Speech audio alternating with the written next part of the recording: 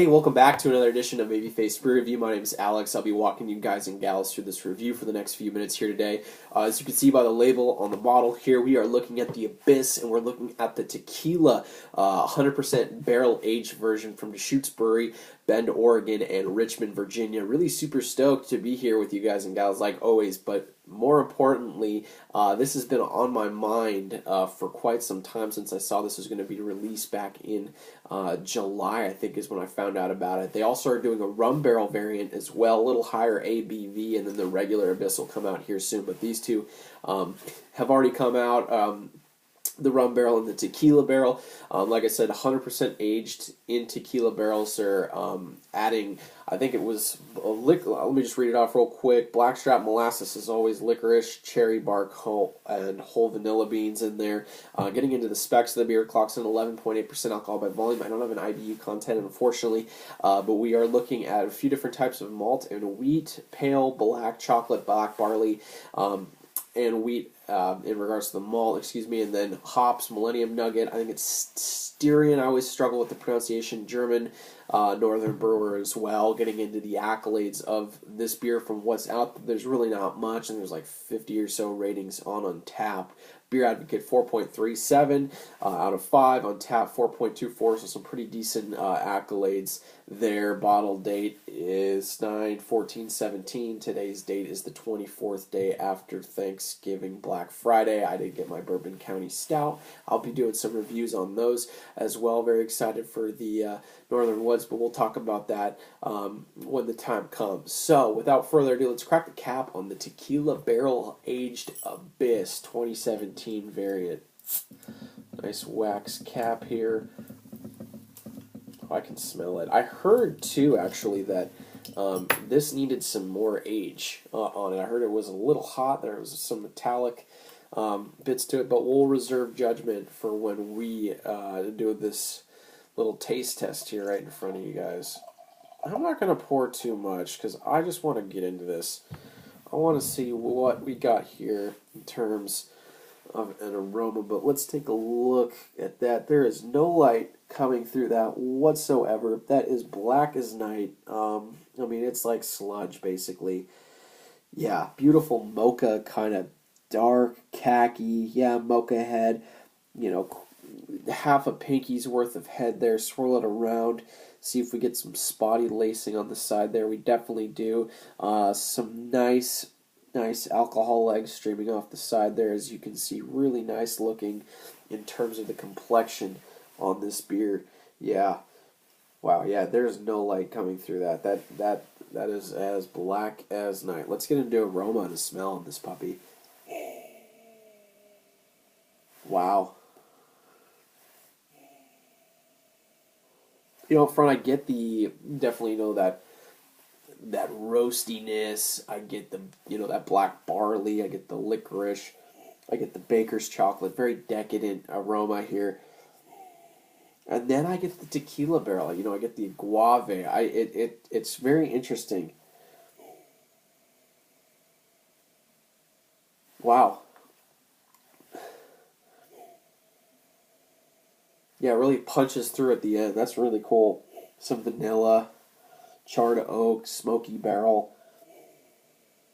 Yeah, you definitely get that tequila there. That's cool. 100% aged in tequila barrel. Yeah, a little booziness in there for 11.8%. All right, guys and gals. Cheers, pros, whatever the hell you want to call it. We're diving into the Abyss Tequila Barrel Varietal 2017.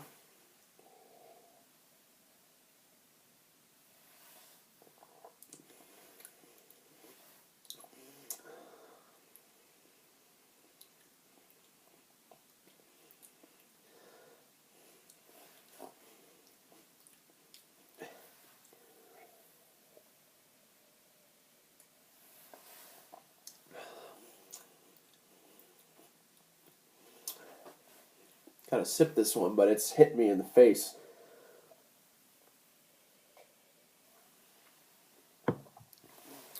Yeah, up front I just get massive barrel characteristics. The tequila just cuts through everything, and then I get the charred oak. I get the roastiness.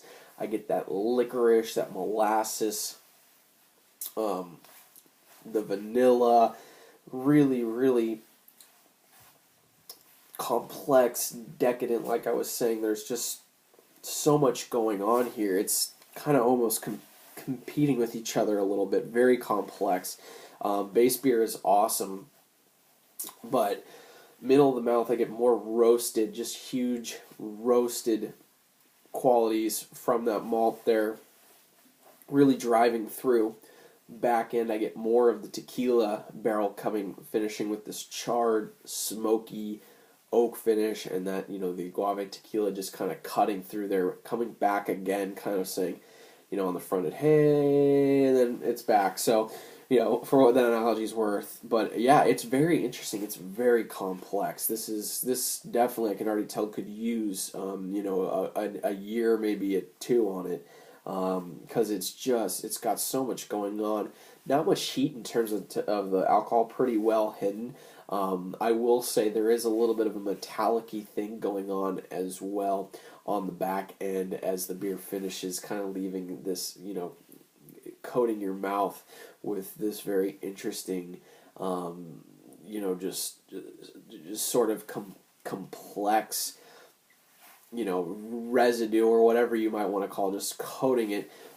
Very, very interesting. It's not bad by any means, but very unique in what they've got here. I haven't really had any tequila barrel-aged beers, so I like tequila, don't get me wrong. Wouldn't be my go-to alcohol. I like a rye whiskey or a bourbon or a gin, but very, very interesting with the addition of the tequila barrel.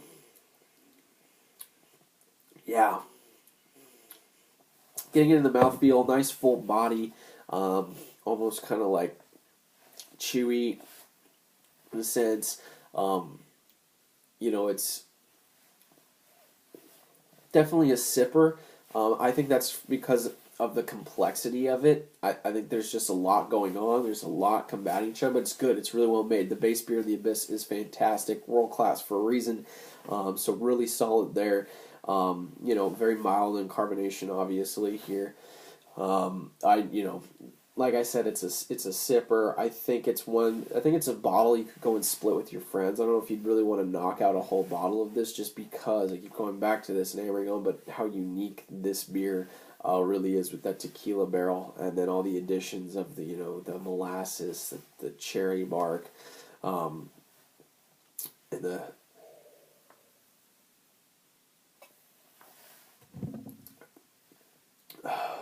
and the licorice, their blackstrap molasses. So, as for grade, I'm just like, my mind's blown by what's going on here. It is very good.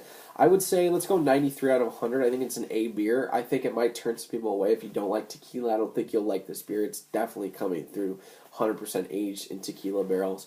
I think there's a little bit of a metallic-y thing going on. I also think that it could use some age, kind of like what I had heard. But it's very unique, and I think for anyone out there, I think you might, if you like barrel-aged beer, definitely give this one a try. It was $25 for this, so it's kind of steep, kind of hard to go all in on a couple of them. You're already up to $50. But for what it's worth, I think you should try it. If you like the Abyss, I think you will enjoy this, especially if you like tequila. So, 93 for me. That's not what matters. Matters and you guys and gals think, so you can let me know by leaving that all below in the comment section.